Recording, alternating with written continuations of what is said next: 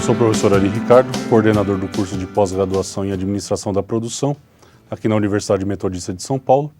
E nós vamos conversar hoje com o professor Flávio Roberto Paulon sobre alguns assuntos que serão tratados no curso de pós-graduação, modalidade à distância.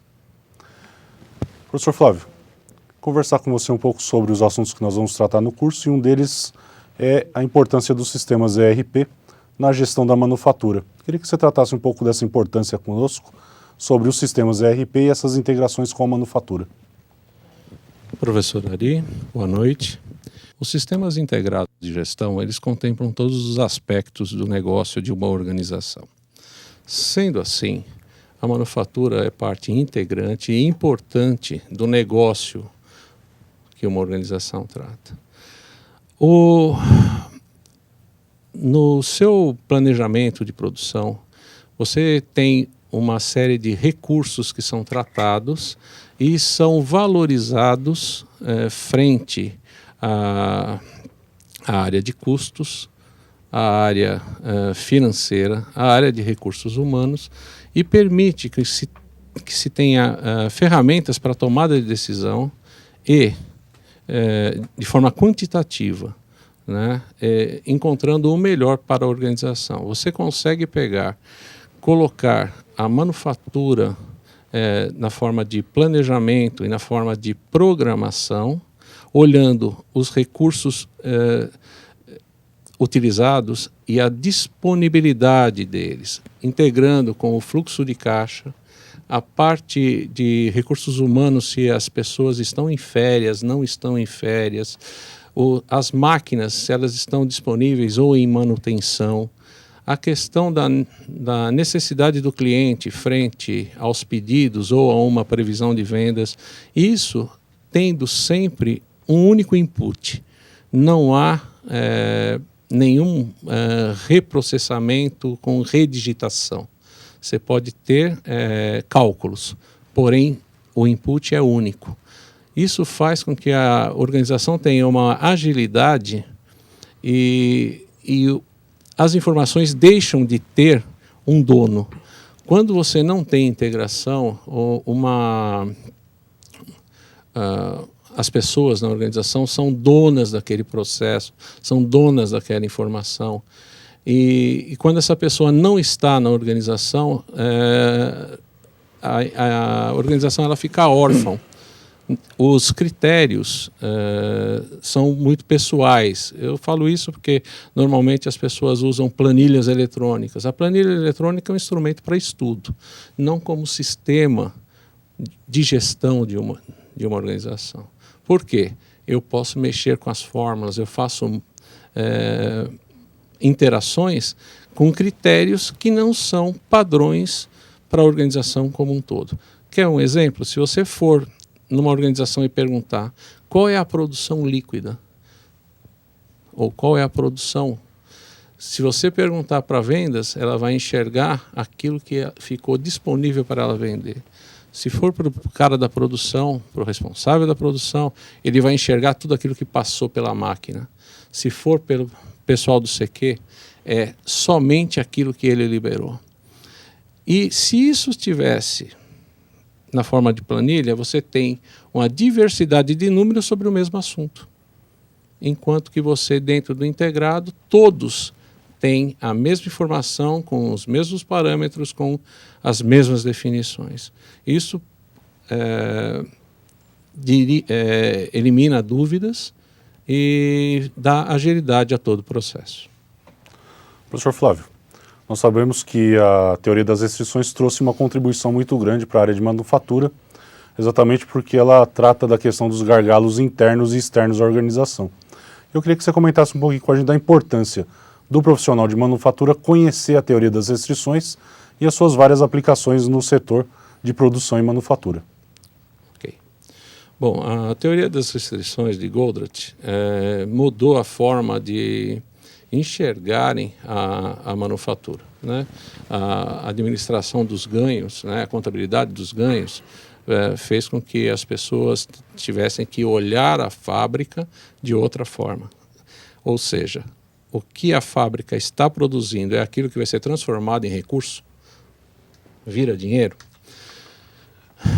As organizações, elas tinham um foco muito grande em PCP, Programação, Planejamento e Controle da Produção.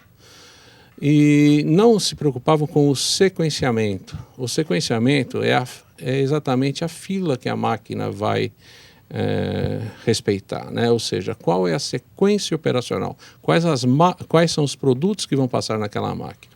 E o profissional que domina as ferramentas de APS, né, que utiliza a teoria das restrições, ele consegue tirar o melhor das capacidades que existem dentro da organização. Ele vai enxergar quais são as operações gargalo, quais são as máquinas que realizam essa operação gargalo, e vai fazer uma tratativa para essa máquina não perder tempo. Por quê? Um tempo perdido numa operação gargalo você nunca mais vai recuperar. Enquanto que ganhar um tempo numa operação não gargalo é uma miragem, não te serve para nada, porque não vai virar produto, você não vai ter um ganho sobre isso. Então, os profissionais deveriam conhecer as ferramentas APS com isso. Primeiro, com certeza, ler o livro A Meta, do Goldratt, entender a teoria das restrições e começar a enxergar a sua fábrica do ponto de vista da TOC, da teoria das restrições. Se ele conseguir fazer isso, esse profissional conseguir programar sua fábrica dentro desses princípios, com certeza a fábrica vai ser melhor. Ela vai ganhar mais, porque ele vai extrair o máximo das capacidades que existem instaladas naquela organização e nas capacidades externas. Porque você pode contratar capacidades externas e utilizá-las. Professor, o governo tem exigido das empresas uma série de obrigações, né, e acessórias para exatamente controlar de forma mais apurada os impostos pagos pelas empresas e as operações internas dentro de uma fábrica, dentro de uma operação de manufatura. E dentro desse contexto, o governo tem colocado para as empresas a questão do bloco K, que é um bloco novo de informações dentro do SPED fiscal. E nós sabemos que o bloco K ele tem uma relação muito forte com a manufatura, com aberturas de ordem de produção, controle de estoque. E eu queria que você tratasse desse assunto um pouquinho conosco, né? O que é que o bloco K traz de novas informações que serão tratadas pelas empresas dentro do bloco K do SPED fiscal? Ok. Bom, o bloco K é uma exigência legal e obriga as organizações a disponibilizarem nesse bloco. Então esse bloco ele é extenso, ele tem vários subpartes, né, e cada um com uma finalidade. Uma delas, a estrutura de produto. Você tem que passar para o governo como o seu produto, qual a estrutura de engenharia desse produto. Em seguida, você tem que colocar a movimentação de estoque dos componentes e do produto acabado. Então, você pôs a estrutura, a receita do seu produto. Em seguida, você fez a movimentação de estoque para produzi-lo. E eles vão comparar se a movimentação de estoque é coerente com a tua estrutura de produto. E, em seguida, eles vão verificar se a tua estrutura de produto, se a tua movimentação, ela é condizente com as empresas do mesmo segmento. Isso tudo para cercar a questão dos impostos. Por quê? Hoje, com a nota fiscal eletrônica, com a entrega dos SPEDs, eles têm o quê? Todas as entradas e as saídas. Eles vão estar controlando o teu custo, aquilo que você usou para. As movimentações de inventário também são tratadas. Então, você é obrigado, nesse bloco K, a entregar as movimentações de inventário. E, com certeza, eles vão, quando você tem uma variação de inventário muito grande, você vai ter que justificar isso, porque você se apropriou do imposto indevidamente. Existe até legislação para isso, que aquilo de que você tiver de variação, isso é estadual, estado a estado, dependendo do estado da tua organização, de acordo com a variação, você tem que fazer emitir uma nota contra você mesmo para você estornar os impostos que você se apropriou. Então o governo está dando um laço dourado, ele tem os programas de checagem, a única coisa, houve um grande questionamento de etapas, né? Todos mandam perguntas para o Cefaz e eles retardaram, eles atrasaram, postergaram a entrada, que deveria ser janeiro desse ano, vai ser janeiro do ano que vem, escalonado de acordo com o faturamento em três etapas. Então é algo que veio para ficar, porque o SPED iniciou, muita gente achou que não ia vingar, ele se consolidou e agora é mais um bloco de informação junto a esse trabalho do SPED. Professor, no momento de fazer a implantação de um sistema ERP na manufatura, nós temos uma série de parâmetros e cadastros que são necessários, né? E eu queria que você falasse um pouquinho com a gente sobre essa questão de fazer uma estrutura, cadastro de uma estrutura de produto, os requisitos pré-implantação de um sistema na manufatura. Ok. Bom, a primeira coisa que a gente recomenda para todo mundo no momento que você for selecionar um sistema de manufatura, faça um teste de aderência. Por quê? Sistemas ERPs tem vários no mercado, cada um com características similares, outros mais focados com alguns segmentos. E muitos não têm módulos que são necessários. Se você faz um teste de aderência adequado, você consegue quantificar o quanto o sistema adere ao seu negócio. Partindo do princípio que eu fiz esse teste de aderência e eu tenho um sistema adequado ao meu negócio, eu tenho que preparar os cadastros básicos. Quais são os cadastros básicos de manufatura? Com certeza, família de materiais, ou seja, um agrupamento de materiais do ponto de vista de gestão, um cadastro de grupos de estoque também é um agrupamento de materiais do ponto de vista contábil. A partir daí, o cadastro de itens.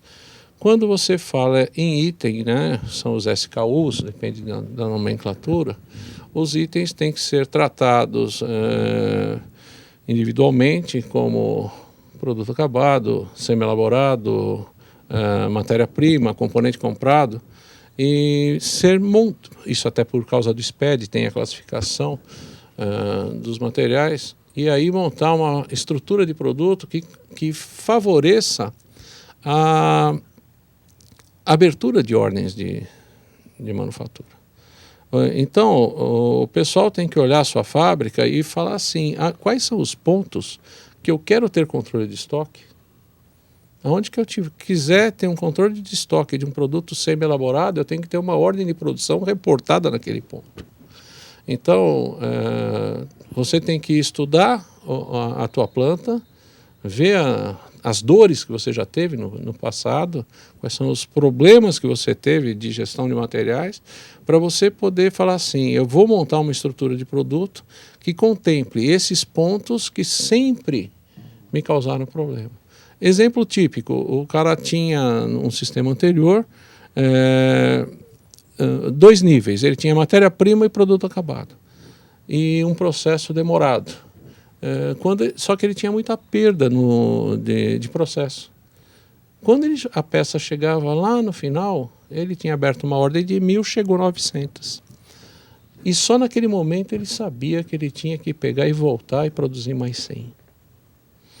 E com isso ele perde o time da entrega, ele perde, e às vezes até com multas, né?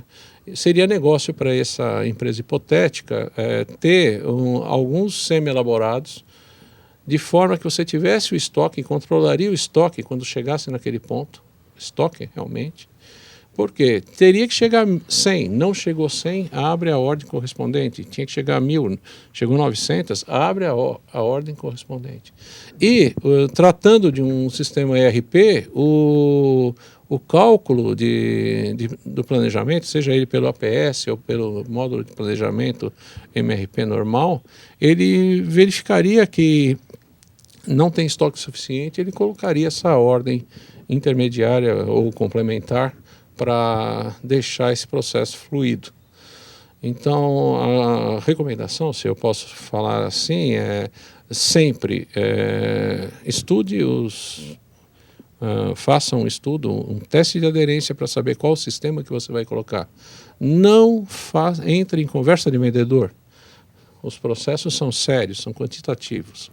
E, em cima disso, estude os seus cadastros. É o momento de reavaliar a informação que você tem guardada hoje.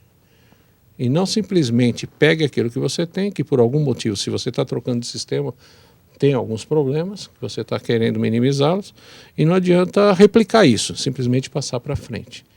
Se você vai continuar com o problema, tem que fazer uma modelagem, estudar a fábrica, fazer uma modelagem, fazer uma simulação, e aí fala assim, isso contempla aquilo que eu preciso para fazer a gestão da manutenção, da manufatura.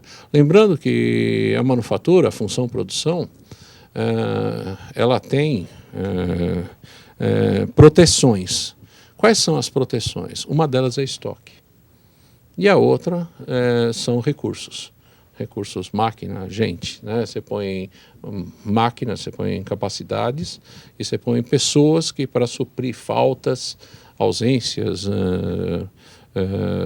provocadas por afastamento médico, tudo isso. Você protege a função produção com essas duas coisas. E os dois têm custo. Então, você tem que pegar proteger com estoques, mas sob controle. Senão você quebra, pelo custo do estoque, você quebra a organização fica menos competitiva devido ao excesso de proteção, ao excesso de estoque. Bom, quero agradecer ao professor Flávio Roberto Paulon. Esse e outros assuntos nós vamos tratar no curso de pós-graduação em Administração da Produção.